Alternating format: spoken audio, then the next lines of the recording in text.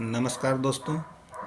आज हम लोग कानूनी जानकारी में एडवर्स पोजेसन या प्रतिकूल कब्जा क्या होता है इसके बारे में बात करेंगे।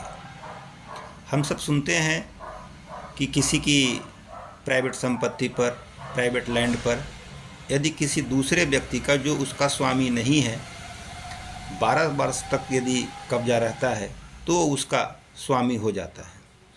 लेकिन इसमें कुछ महत्वपूर्ण बातें और भी हैं। इसमें 12 वर्ष की अवधि प्राइवेट लैंड के संबंध में तो दिया गया है, यह सही है, किंतु इस 12 वर्ष की अवधि के दौरान वह कब्जा किस प्रकार का होना चाहिए, इसमें महत्वपूर्ण बात है। सबसे पहले तो कब्जा एक्चुअल कब्जा होना चाहिए, यानी वह उस संपत्ति पर काबिज हो, एक्चुअली काबिज हो। दूसरी चीज़ है ये कि यह कब्जा उसका इंडिविजुअल होना चाहिए, एकल कब्जा होना चाहिए। तीसरी इसमें महत्वपूर्ण बात यह है कि यह कब्जा चोरी छिपे नहीं बल्कि सार्वजनिक रूप से ज्ञात होना चाहिए, ओपनली होना चाहिए और सार्वजनिक रूप से ज्ञात होना चाहिए।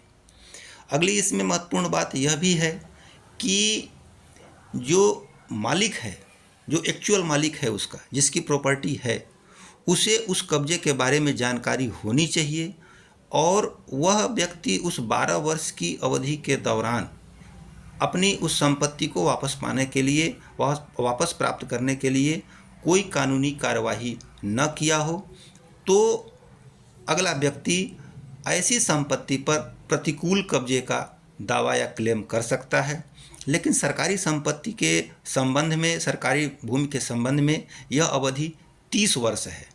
इस संबंध में, सरकारी संपत्ति के संबंध में न केवल कुछ मौखिक दस्तावेज, मौखिक साक्ष्यों के आधार पर कोई क्लेम कर सकता है, बल्कि 30 वर्ष के बाद भी यदि वह क्लेम करता है प्रतिकूल कब्जे का तो उसमें कुछ आवश्यक और पुख्ता दस्तावेजी साक्ष्य होने चाहिए।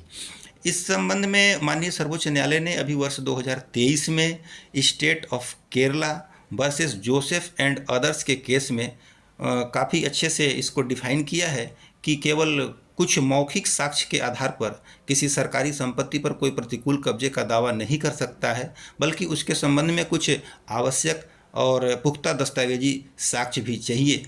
तो इस प्रकार से प्रतिकूल कब्जे के बारे में हम अपनी धारणा बना सकते हैं।